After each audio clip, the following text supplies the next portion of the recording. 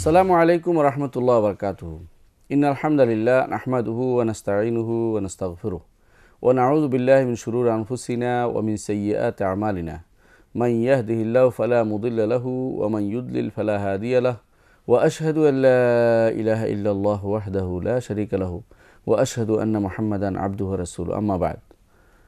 সম্মানিত দর্শকবৃন্দ, আমরা আলোচনা করছিলাম ইমাম আবু জাফর তাহাবী রচিত বয়ান ও ইতিকাদ আহলে সুন্নাহ ওয়াল জামাআহ এই কিতাবটির বিভিন্ন অংশ নিয়ে। দর্শকবৃন্দ, আমরা আলোচনার এক প্রান্তে এসে বলেছিলাম যে ইমাম আবু জাফর তাহাবী রহমতুল্লাহ আলাইহি আসমা ও সিফাত নিয়ে বিস্তারিত আলোচনা করেছেন বিভিন্ন অংশে তার এই কিতাবের। এক জায়গায় তিনি বলেছেন যে তাআলা আনিল হুদুদ ওয়াল গায়াত, আল্লাহ তাআলা বিভিন্ন হদ নির্ধারণ থেকে মুক্ত তার জন্য, অর্থাৎ তিনি তার জন্য কেউ হদের বিষয়টি হদ তার জন্য হদ সাব্যস্ত করবো কি করবো না এ নিয়ে কথা উঠেছে। গত পর্বে আমরা এই বিষয়টি নিয়ে বিস্তারিত আলোচনা করেছি। এরপরে আমাদের ইমাম বলতেছেন, তার ভাষ্য ছিল ইমাম আবু জাফর তাহাবী রহমতুল্লাহ আলাইহি যে তাআলা আনিল হুদুদ ওয়াল গায়াত ওয়াল আরকান ওয়াল আ'দা ওয়াল আদাওয়াত লা তাহউইহিল জিহাতু সিত্তু কাসাইরিল মুবতাদাআত, যে আল্লাহ তাআলা বিভিন্ন সীমা থেকে মুক্ত, তেমনিভাবে তিনি আরকান, আ'দা এবং আদাওয়াত থেকেও মুক্ত। আরকান, আ'দা জিনিসটি কি? শব্দগুলো শুনতে অনেক সময় যেটা আরবি শব্দ, তো অনেকেই এটাকে আবার এই শব্দগুলো সম্পর্কে ধারণা না রাখতে পারেন, সেই জন্য সেগুলো অর্থ বর্ণনা করে দিচ্ছি। আরকান অর্থ হচ্ছে কোনো কিছুর অঙ্গ, কোনো কিছু দুইটা জিনিসের একটা থেকে একটা ভাগ হওয়া, এই জাতীয়, যে তার এটা আছে, এটার সাথে এটা লাগানো, এটার অংশ আলাদা করে দেয়া, কোনো একটা মূল জিনিসের আলাদা করে দেয়া, এই জাতীয় ভাগ করা, এই জাতীয় ভাগ করা কি যাবে কিনা, এই জাতীয় ভাগ করা থেকে, এটা থেকে আমাদের ইমাম বলছেন এই জাতীয় আ'দা, আরকান, আদাওয়াত তিনটি শব্দ তিনি ব্যবহার করেছেন। রোকন শব্দের অর্থ স্তম্ভ, বা যেমন বলে থাকি আমরা ইমানের 6টি রোকন আছে, ইসলামের 5টি রোকন আছে এবং ঘরের 5টি ফালা আছে, এই জাতীয় কিছু সাব্যস্ত করা যাবে কিনা। আদাওয়াত অর্থ হচ্ছে কোনো বিভিন্ন রকমের আসবাবপত্র বা আসবাবপত্র সাব্যস্ত করা যাবে কিনা তার। এই তিনটি শব্দ তিনি ব্যবহার করেছেন, যে আল্লাহ তাআলা এই তিনটি জিনিস থেকেও মুক্ত। এই তিনটি জিনিস নিয়ে অনেকেই দেখা যায় যারা আল্লাহর গুণাগুণকে অস্বীকার করে, এই তিনটি জিনিসের ভরসা করে। কিন্তু আমাদের জানা দরকার যে প্রথমত ইমাম আবু জাফর তাহাবী রহমতুল্লাহ আলাইহি এই তিনটি শব্দ ব্যবহার করেছেন। এই তিনটি শব্দ কিন্তু কোরআনও আসেনি, হাদিসেও আসেনি। এগুলো সম্পূর্ণরূপে এটাকে বলা হয় মুজমালা, আলফাজ মুজমালা বা সংক্ষিপ্ত শব্দ। এই সংক্ষিপ্তের বিস্তারিত ব্যাখ্যা না করলে ভুল বোঝার সম্ভাবনা আছে। তিনি যে উদ্দেশ্য বলেছেন সে উদ্দেশ্যটি ব্যাহত হতে পারে এবং মানুষ সেটাকে ভুল উদ্দেশ্যে নিয়ে যেতে পারে।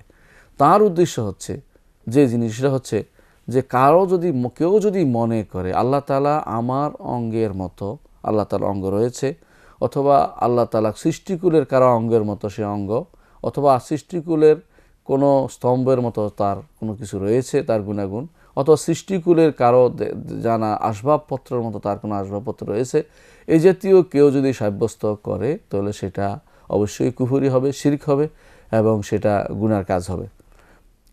এইটাই হচ্ছে আমাদের ইমামের উদ্দেশ্য। আমাদের ইমাম কখনো এই আল্লাহ তাআলার নাম এবং গুণকে অস্বীকার করার কথা চিন্তা করেননি, কারণ তিনি আল্লাহ তাআলার জন্য তার হাত সাব্যস্ত করেছেন, তার চোখ সাব্যস্ত করেছেন এবং তাকে দেখা যাবে সেটাও সাব্যস্ত করেছেন। তাহলে বোঝা গেল যে তার অস্তিত্ব সাব্যস্ত করেছেন, যার অস্তিত্ব আছে, আল্লাহ তাআলার অস্তিত্ব আছে, নফস আছে, তার এটা কোরআনে কারিমে এসেছে যে তার অস্তিত্ব আছে, তার সত্তা রয়েছে। এই যে সত্তা থাকা, সত্তা মানেই হচ্ছে যে তার অস্তিত্ব রয়েছে, সত্তা মৌজুদ, এবং এটাতে কেউ অস্বীকার করে না। বিশেষ করে মুতাজিলা বলেন, আশায়রা বলেন, মাতুরিদি, কেউ আল্লাহ তাআলার উজুদকে অস্বীকার করে না এবং তারা বলেও থাকেন যে ওয়াজিবুল উজুদ।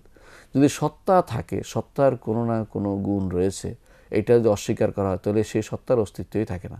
সত্তা যদি থাকে, অস্তিত্বশীল প্রত্যেকটি জিনিসের গুণ থাকে, তাহলে এই আল্লাহ তাআলার যে গুণ, হ্যাঁ আমরা তাদের এই গুণগুলো নির্ধারণ করতে পারি না, ধরন নির্ধারণ করে জানি না। এই জন্য আমাদের ইমাম বলতেছেন যে তাআলা আনিল আ'দা ওয়াল আরকান ওয়াল আদাওয়াত, তিনি আমাদের জানা কোনো অঙ্গ, আমাদের জানা কোনো অংশ বা আমাদের জানা কোনো আসবাব, এগুলি থেকে তিনি মুক্ত। যেন কেউ তার জন্য এই জাতীয় কোনো আমাদের জানা, আমাদের দেখা এই কিছু যেন সাব্যস্ত না করে, সেটার উপরে তিনি গুরুত্ব দিয়েছেন। কিন্তু অনেকে এটার উপর ভর করে আল্লাহ তাআলার যে সমস্ত নাম এবং গুণ আছে সেগুলিকে অস্বীকার করে বসছে। এটা হবে না। কোরআনে কারীম এক অংশ আর অংশের বিরুদ্ধে নয়। কোরআন কারীম এক অংশ আর অংশের পরিপূরক, এক অংশ আর এক অংশের অর্থ বর্ণনা করে। কোরআনে কারীমে আল্লাহ তাআলা হেদায়েতের জন্য নাজিল করেছেন, সেখানে কখনো পরস্পর বিরোধী তথ্য নেই, কোথাও পরস্পর বিরোধী তথ্য নেই।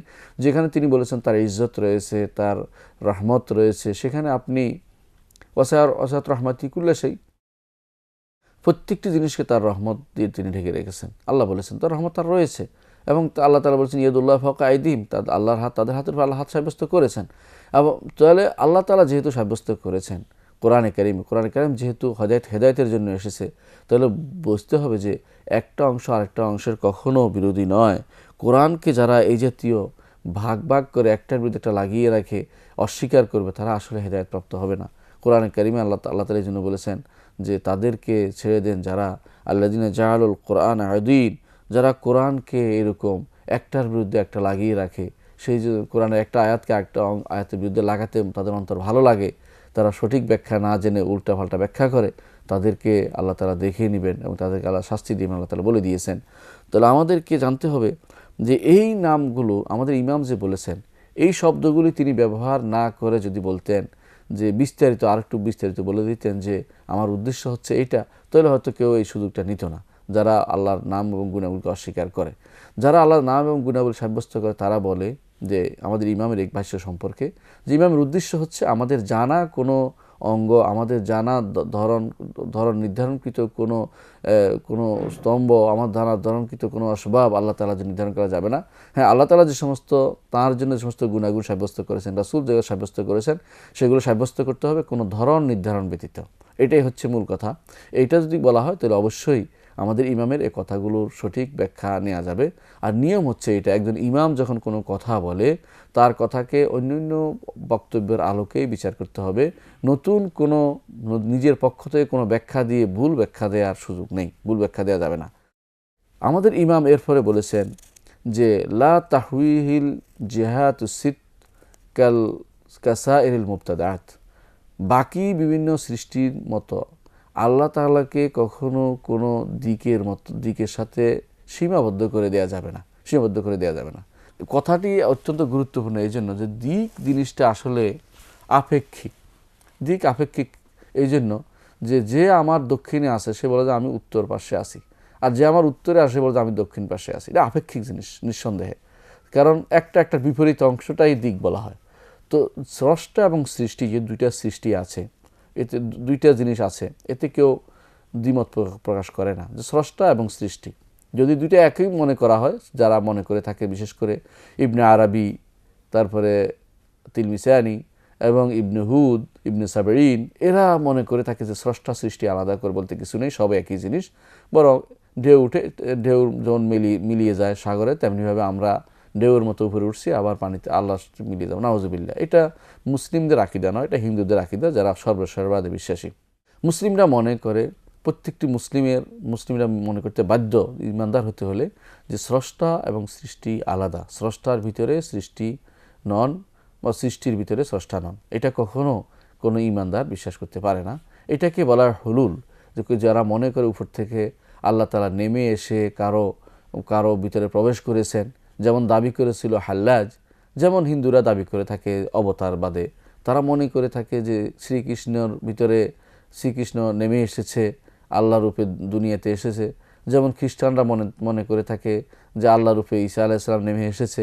যেমন এই জাতীয় যারাই মনে করে থাকে যে আল্লাহ দুনিয়াতে নাজিল হয়েছেন, বা আল্লাহ দুনিয়াতে তা সরাসরি নাজিল হয়ে তিনি স্রষ্টা নিজে নেমে চলে এসেছেন এবং তিনি মানুষের মধ্যে ঘুরে বেড়াচ্ছেন, এই জাতীয় জিনিস যারা মনে করতেছে, তারা আসলে আল্লাহ তাআলার মা কাদারুল্লাহ হাক্কা কাদরি, আল্লাহর সম্পর্কে সঠিক ধারণা নেননি, এবং তারা সহিহ আকীদার উপর নন, তারা শিরকি আকীদার উপরে বড় হচ্ছেন। তো এই জাতীয় মনে করতে হবে যে জেহাদ বা দিকের ব্যাপারটি একটা আপেক্ষিক বিষয়। আল্লাহ তাআলা তিনি স্রষ্টা, আর মানুষ বা অন্য সমস্ত কিছু সৃষ্টি। স্রষ্টা এবং সৃষ্টি দুই দিক যদি বলেন, আপনি কোনো না কোনো দিক নির্ধারণ আপনাকে করতেই হবে। সেই উদ্দেশ্য কিন্তু আমাদের ইমামের নয়। আমাদের ইমাম আবু জাফর তাহাবী রাহমাতুল্লাহ বলছেন যে আমাদের পরিচিত কোনো দিক আমরা যদি নির্ধারণ করে দিব যে এর ভিতরে সীমাবদ্ধ আল্লাহ তাআলা, এরকম কোনো তাহওয়ি এরকম কোনো দিক নির্ধারণ করে তাকে সেটাতে সীমাবদ্ধ করে দিতে পারবো না। অর্থাৎ সীমাবদ্ধ করা দিকের মধ্যে যে এই দিকের পরে আর কোনো কিছু আল্লাহর জন্য নির্ধারণ করে দিচ্ছে, এটাই হয়তো তার এই দিক। যে যেমন আমরা বলে থাকি যে বাংলাদেশের উত্তর দিকে হচ্ছে ভারত, উত্তর দিকে ভারত, দক্ষিণে সাগর, এই যে দিক নির্ধারণ করে দিলাম, এই দিক নির্ধারণ আল্লাহর জন্য আমরা করতে পারবো না। কারণ আল্লাহর তিনি সব কিছুর উপরে আছেন। আমরা বলতে পারবো না যে এরপরে যে উপর বলতে এতটুকু বোঝাচ্ছি তার উপরে তিনি নাই, এই জাতীয় কথা আমরা বলবো না। কারণ এটা আদমি, এটাকে বলা জিহাতুল আদামিয়া, বা যে দিকের কোনো অস্তিত্ব আছে কি না সেটাই হয়তো কথা, সেটা নাই, এই দিকের অস্তিত্বই নেই। তাহলে এই জাতীয় দিক নির্ধারণ করা আল্লাহর জন্য যাবে না। এটা হচ্ছে আমাদের ইমামের কথা, আমরা আসলেই এই কথায় বিশ্বাস করি। কিন্তু কোরআন এবং সুন্নায় যা এসেছে সেটা অবশ্যই স্বীকার করতে হবে আল্লাহর জন্য। সেটা কি? আল্লাহর জন্য উলুউল্লাহ আলা খালকিহি, সমস্ত সৃষ্টির উপরে তিনি আছেন। এটা একটা সহজ বিদ্যা, আমরা সহজে বুঝতে পারি যে আল্লাহ তাআলার আরশ, সে হচ্ছে প্রকাণ্ড সৃষ্টি, তার কোনো নির্ধারণ করতে পারবে না দিক কেউ যে কত বড় সেটা। সেইটার সামনে কুরসি ফেলে রাখা হয়েছে, ছোট একটা বিস্তীর্ণ ভূমি, ছোট একটা ভূমির মতো। সেই ভূমিতে 7 আসমান 7 জমিন রয়েছে, বা সৃষ্টি সবগুলি সেটাতে। ওয়াসা কুরসি উসামাওয়াত ওয়াল আরদ, আসমান জমিনের সবই সেটার ভিতরে জায়গা হয়।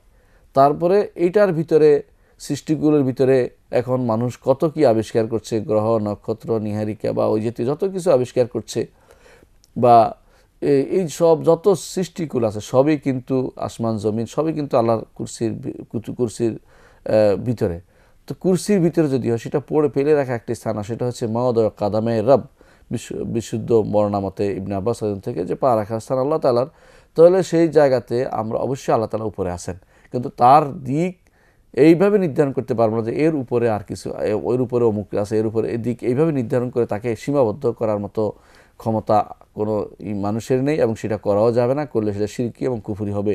আমাদের ইমামের সেটাই কথা যে তাআলা আনিল হুদুদ ওয়াল গায়াত, যেভাবে বলছেন ওয়াল আদা ওয়াল আরকান ওয়াল আদওয়াত, তেমনিভাবে আল্লাহ তাআলা লা তাহউইল জিহাতুস সিত, 6টি দিক কখনো আল্লাহ তাআলাকে সীমাবদ্ধ করে দেয় না, যে আল্লাহ তাআলার এই দিকে আছেন, এদিকে নাই, এদিকে, বা এইভাবে ভাগ ভাগ করে আল্লাহ তাআলা আমাদের পরিচিত কোনো দিকের দিকে, আমাদের সীমাবদ্ধ কিছু দিক, আমাদের চোখ যতটুকুর মধ্যে দিক যেটা আমরা নির্ধারণ করি, সেই জাতীয় দিক দ্বারা আল্লাহকে নির্ধারণ করা যাবে না। এবং এটাও বলা যাবে না যে তিনি যদি উলুউল্লাহ হন তার উপরে কি আছেন সেটা বলা যাবে না। সেই জাতীয় দিক নাই, সেই দিক সাব্যস্ত হয়নি, সেই জাতীয় দিকও আল্লাহর জন্য সাব্যস্ত করা যাবে না। বরং আল্লাহ তাআলা উপরে আছেন, উলুউল্লাহ আলা খালকিহি, সমস্ত সৃষ্টিকুলের উপরে আল্লাহ তাআলা আছেন, সেটাই আমাদেরকে সাব্যস্ত করতে হবে, যেটা কোরআনে এসেছে। সেটার ধরন, হ্যাঁ দিকে আছেন, সেটার কি, এর উপরে কি আছেন, এর পাশে কি আছেন, ডানে কি আছেন, এই জাতীয় কোনো দিক দিয়া আল্লাহ তাআলাকে নির্ধারণ করা যাবে না, কারণ তার সম্পর্কে আমরা এর চেয়ে বেশি কিছু জানি না। কোরআন এবং সুন্নায় সেটা আসেনি, সেই জন্য আমরা এটাকে নির্ধারণ করব না। তবে আল্লাহ তাআলা আরশের উপর থাকা বা উপরের দিকে থাকা, এটা কিন্তু মানুষের বিবেকও সেটা সায় দেয়, আকলি জিনিস, ফিতরি জিনিস, এই জিনিসটাকে নির্ধারণ করতে হবে। সেটা কোরআনেও আসছে, হাদিসেও আসছে, এবং আল্লাহ তাআলার বিভিন্নভাবে বিভিন্ন মানুষের বিবেকেও সেটা দিয়ে দিয়েছেন, যে মানুষ মাত্রেই বা সৃষ্টিকুল মাত্রেই উপরের দিকে সব সময় আল্লাহর কাছে চায়। তার বোঝা গেল যে এই দিক নির্ধারণ করা যাবে। এটাকে আমাদের ইমাম অস্বীকার করেননি। আমাদের ইমাম যেটা অস্বীকার করছেন সেটা হচ্ছে যে এমন কোনো দিক নির্ধারণ করা যাবে না যেটা আমি সীমাবদ্ধ করে দিচ্ছি, লা তাহউইহি, অর্থাৎ আল্লাহকে সীমাবদ্ধ করে দেয় না কোনো দিক। আল্লাহ ব্যতীত বাকি যে সমস্ত সৃষ্টি সেগুলি যেমন সীমাবদ্ধ হয়, সীমাবদ্ধ করা যায় যে এটাকে এতটুকু বলা যাবে, কিন্তু অথবা এমনকি আরশকেও সীমাবদ্ধ আমরা করতে পারি না। আরশ সীমা কেউ বলতে পারবে না। হাদিসে আসছে যে ওয়াল আরশু লা ইয়াকদিরু কদরহু ইল্লাল্লাহ, আল্লাহ ব্যতীত কেউই আরশের পরিমাণ সম্পর্কে জানে না। তাহলে সেটাও আমরা সীমাবদ্ধ করতে পারি না।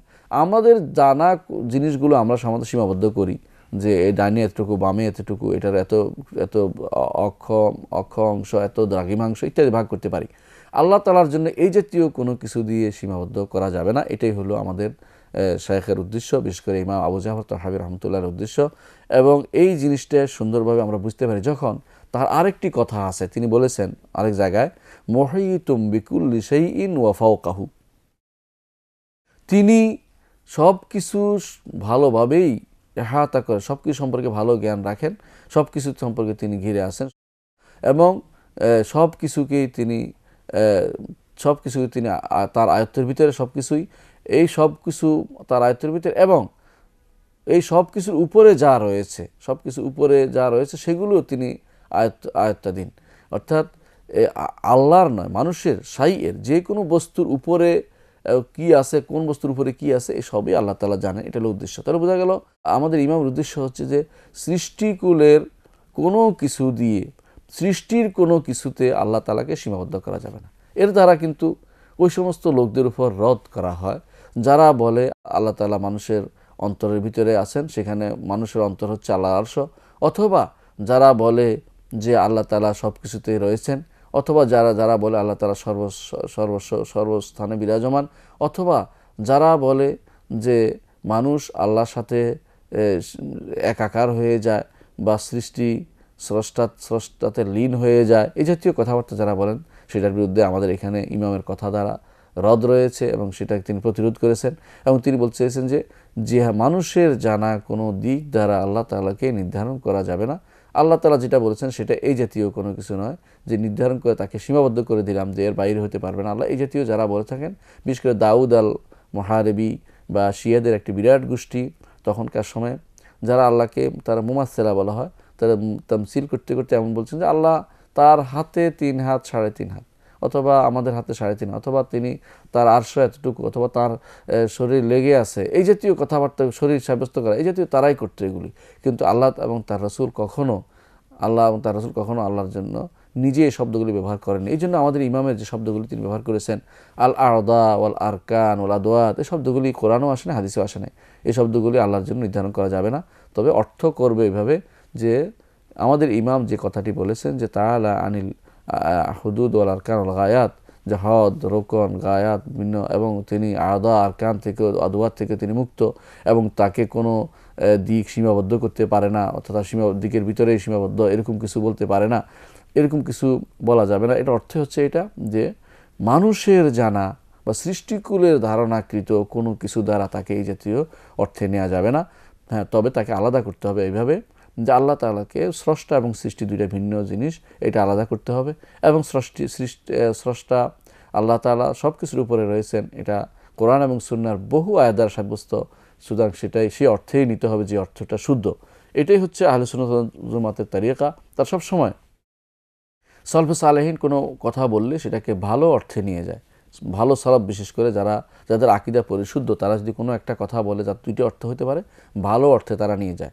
এর বিপরীতে যারা সবসময় খারাপ অর্থ প্রকাশ করতেছে, খারাপ ভুল আকীদার উপর আছে, তাদের কথাকে ভালো অর্থে নিয়ে যাওয়ার দায়িত্ব আমাদের নয়।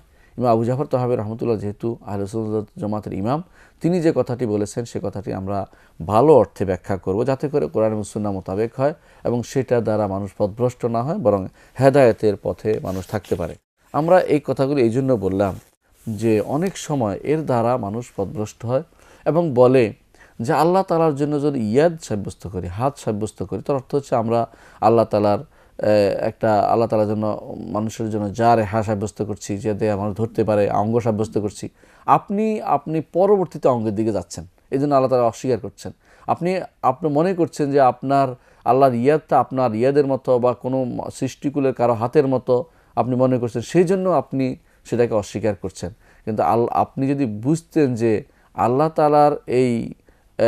তাআলার জন্য এই সাব্যস্ত করার বিষয়টি কারো হাতের মতো নয়, বরং আল্লাহ তাআলা যেরকম তার গুণাগুণ সেরকম, সেটা যদি আপনি মনে করতেন, তাহলে আপনার আর এই হাত রোকন, হাত অঙ্গ, সেটা কি কোনো আসবাব কিনা, তার এই জাতীয় কিছু আপনি সাব্যস্ত বলতেন না। কারণ আপনার মাথার ভিতরে ঢুকে গেছে যে আমি মানুষের সাথে মিলাবো, সৃষ্টিগুলোর সাথে মিলাই দেবো, তখনই এই সমস্যাটা হয়।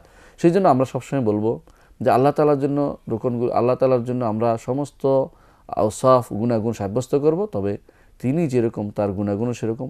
এগুলি একটি জিনিস আমরা জানি, অর্থ জানি, কিন্তু ধরন আমরা জানি না। এটা যদি করা হয় তো সমস্ত সমস্যা থেকে মুক্ত হতে পারবো এবং কোরআন এবং সুন্নাহর একটি অংশের সাথে আরেক অংশের সামঞ্জস্য বিধান হবে এবং সেখানে কোনো ভুল তথ্য প্রকাশ পাবে না। আমাদের ইমাম এই জিনিসগুলো বিস্তারিত আলোচনা করেছেন, এই জন্য আমরা সেটা আলোচনা করলাম। ইনশাআল্লাহ আমরা এই যে কিছু মানুষ কেন পথভ্রষ্ট হচ্ছে, কি উপায়ে তারা পথভ্রষ্টের দিকে চলে গেছে আল্লাহর নাম এবং গুণের ভিতরে, সেগুলো আমরা আগামী পর্বে আলোচনা করব। ততক্ষণ আপনারা ভালো থাকুন, সুস্থ থাকুন, আমাদের জন্য দোয়া করবেন। আসসালামু আলাইকুম ওয়া রাহমাতুল্লাহি ওয়া বারাকাতুহু।